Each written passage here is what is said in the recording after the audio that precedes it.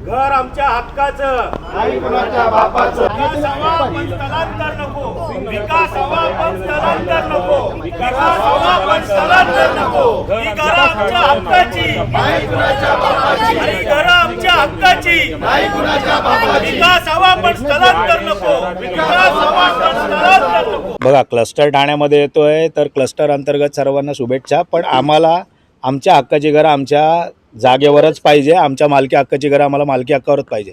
क्लस्टरमध्ये असा नियम आहे की लोकांना स्वतःची घरं जी बाधित आहेत किंवा जी इल्लिगल प्रॉपर्टी असतील, जे महाराष्ट्र शासनावर आहेत, जी बिल्डिंग्स आहेत, जी झोपडपट्ट्या आहेत, SRAमधनं आपण फक्त त्या क्लस्टर स्कीमला जात आहोत. जो काही स्क्वेअर फूटचा एरिया असतो, जो काही लोकांना मिळतो त्याबद्दल ठीक आहे का, आम्हाला त्याबद्दल आम्हाला कुठलाही दुमत नाही. पण जे तुम्ही प्रायव्हेट लँडवर राहतात, जे आम्ही प्रायव्हेट लँडवर राहतो, त्यांनासुद्धा ते बाधित करून, ते धोकादायक ठरून किंवा काही गोष्टी ते वरती राजकारण करून जर कुठल्या गोष्टीचा करणार असेल तसा आम्हाला विकास नको आहे. आणि चुकीच्या पद्धतीचा विकास तर आम्हाला अजिबात नको आहे. आम्ही आमची घरं सोडून जाणार नाही. आम्ही किती काही झालं तरी आम्ही सिंगनगर संघर्ष समिती म्हणून आम्ही ही घरं, आमची हक्काची घरं आमच्या जागेवरच मिळवणार. त्यासाठी आम्हाला आपल्या पत्रकारांकडनं न्याय पाहिजे. राजजी, काय सांगाल, कोण क्लस्टरचा घाट घालतंय, कोणाची ही योजना आहे, या सिंगनगरला कोण जे आहे ते डेव्हलप करण्याचे स्वप्न बघतंय आणि काय आपली मागणी असेल? बघा, समस्त ठाणेकरांना माहिती आहे, समस्त महाराष्ट्राला माहिती आहे क्लस्टरचा घाट हा कोणाचा आहे. त्याबद्दल आम्हाला कोणाचा विरोध करायचा नाही आहे. क्लस्टर डेव्हलपमेंट यावी. महाराष्ट्र शासनाची जागा, आता बाजूला जी झोपडपट्टी आहेत त्या महाराष्ट्र शासनाच्या जागेवर आहेत. त्यांना क्लस्टर तुम्ही देताय, काही प्रॉब्लेम नाही आहे. त्यांना न्याय मिळवून देताय, तसा आम्हालाही न्याय मिळवून द्या. आम्हाला आमच्या जागेवरच आम्हाला आमची घरं पाहिजे. आमची ही रास्त मागणी आहे पहिल्या सुरुवातीपासनं. त्याच्यासाठी आम्ही स्वतः इकडच्या स्थानिक आमदारांशी, स्थानिक नगरसेवकांशी चर्चा करून आम्ही त्यांच्या कॉन्टॅक्टमध्ये आहोत. आम्हाला त्यांच्याकडनं सुद्धा आश्वासनं मिळालेली आहेत. दुसरी गोष्ट, बेघर कायद्याअंतर्गत TMCकडे प्रायव्हेट लँडसाठी स्वतःकडून FSI दिला जातो. आणि बेघर जेव्हा आम्हाला करणार, आम्हाला लीजवर का टाकताय? सर्वप्रथम आम्हाला लीजवर का टाकताय? आम्ही कुठल्याही डेपोमध्ये, इथे बाजूला डेपो आहे, अजून त्याचे परमिशन्स नाही, काय नाही.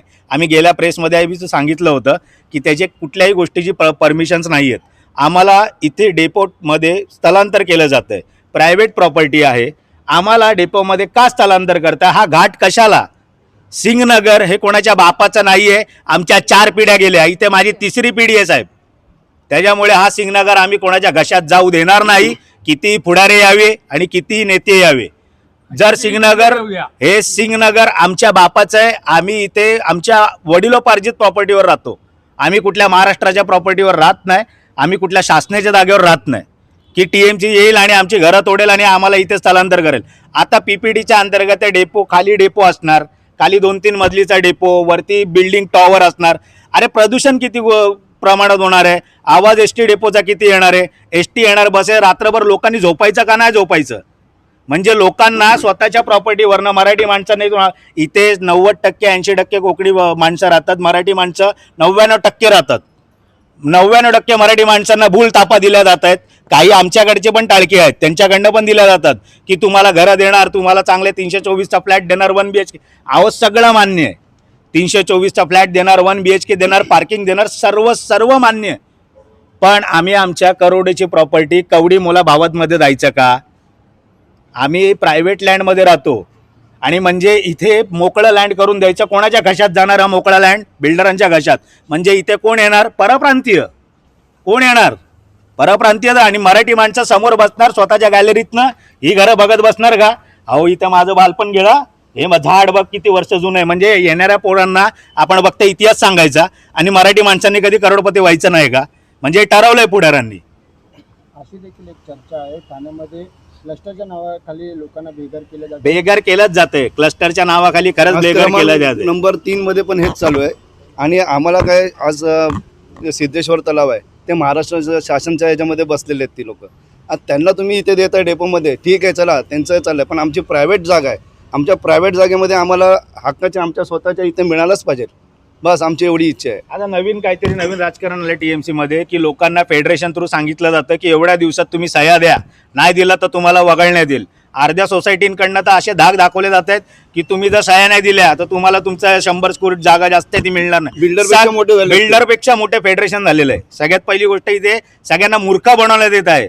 काही लोकांना सांगतायत बिंदास टॅक्स लावा, बिंदास सगळं करा. लोकांना लुटलं जातं या क्लस्टर डेव्हलपमेंटच्या नावाखाली. बिल्डर लोक तर पूल छूट लुटले जात आहेत सगळीकडे. तुम्ही हा घाट उधळून लावण्यात येईल. हा घाट 100% सिंगनगर संघर्ष समितीकडनं उधळून लावण्यात येणार. लोक आमच्या मागे आहेत आणि कोणी किती बोलू दे, सिंगनगरमध्ये राहतात का नाही, सर्वांचे आधार कार्ड तपासा.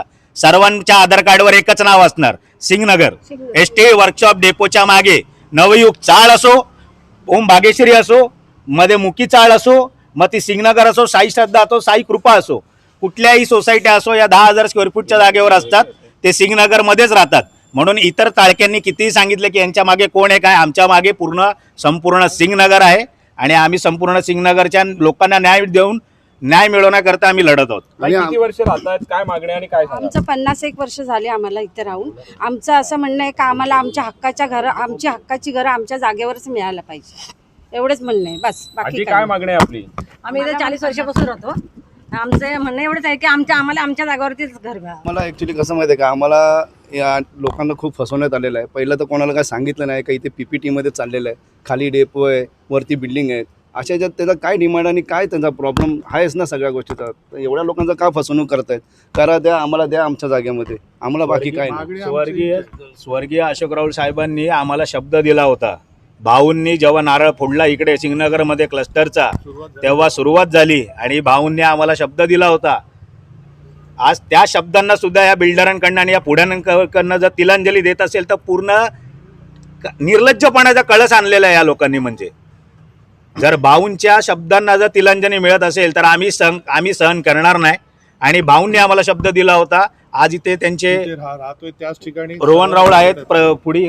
आज ही लोक एवढी वर्ष राहत आहेत, ती 40 वर्ष गेली राहत आहेत. तर ह्याच ठिकाणी यांना घर देण्यात यावं हीच विनंती आमची, बस. आणि हेच मागणं आहे शेवटपर्यंत. आणि आम्हाला आमच्या नगरसेवकांवर विश्वास आहे, ती लोक आम्हाला इथे हक्काची घरं आमची देतील. कारण का आम्ही इतक्या वर्ष त्यांच्या बरोबर आहेत. आम्ही बहुमताने सगळ्यांना निवडून दिलेलं आहे. त्यामुळे त्यांनी आम्हाला सपोर्ट करावं आणि ते करणार हे आम्हाला विश्वास आहे. सर काय मागणी आहे? आमची आता 4 वर्ष आम्ही या इथे आमच्या एरियात आम्ही सोसायट्या स्थापन केल्या, सगळ्या लोकांना एक गोळा केले का आमच्या जागेवरच आमच्या बिल्डिंगी झाल्या पाहिजेत असं आमच्या अशोकरावांनी पण आम्हाला शब्द दिलेला. या शब्दाचा आम्हाला लवकरात लवकर न्याय मिळावा, हे लोकांसाठी आम्ही हक्काने भांडू शकतो. सिंगनगर आमच्या हक्काचं, सिंगनगर संघर्ष समितीचा, सिंगनगर संघर्ष समितीचा.